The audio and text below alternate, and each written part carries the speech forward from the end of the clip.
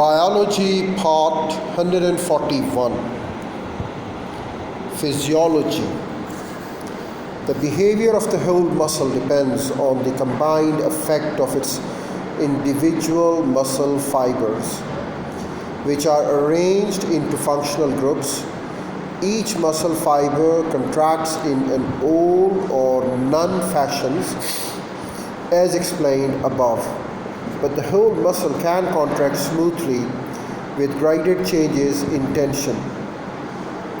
This is possible because the muscle receives impulses from many different motor neurons, each of which sends branches to its own. I beg your pardon, please.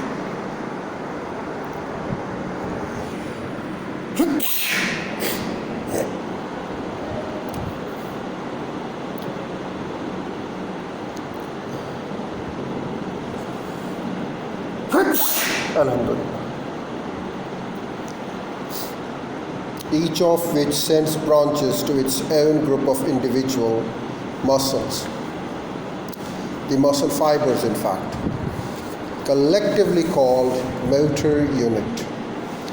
The number of fibers varies from 150 or so per motor unit in a large muscle to as few as 1 or 2 in human eye muscles.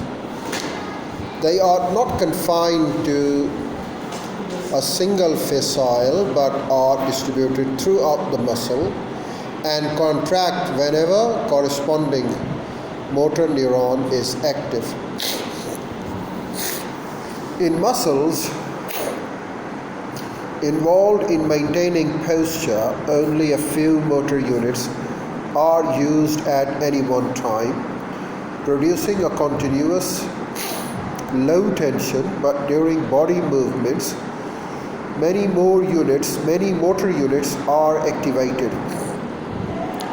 The tension in muscle is monitored by sense organs called muscle spindles, which send impulses via sensory nerves to CNS, where the output of the motor neurons is continually adjusted. Stretch reflexes described in the tutorial ensure the muscles adjust automatically to the local placed upon them.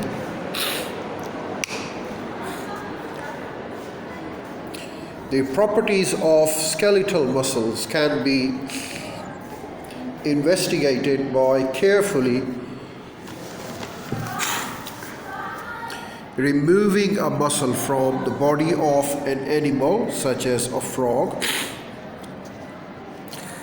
The muscle is placed in a suitable flat medium and held by its tendons so that changes in length or tension can be measured.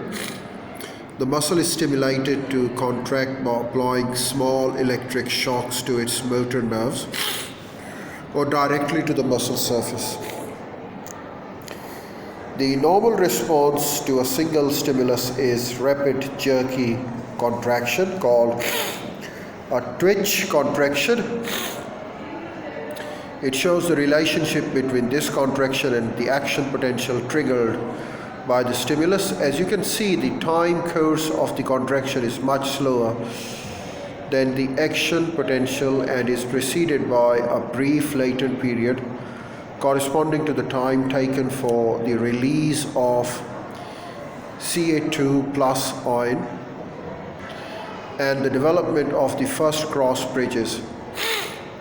The contraction reaches its peak after about 100 ms and then slowly subsides as the muscle relaxes. In skeletal muscle, repeated stimulation can cause a series of twitches which add together or summate to produce a more powerful sustained contraction called a tetanus. This is illustrated in our figure. Normal contractions of skeletal muscles which produce body movements are generated in this way. following a rapid burst of nerve impulse in their motor nerves.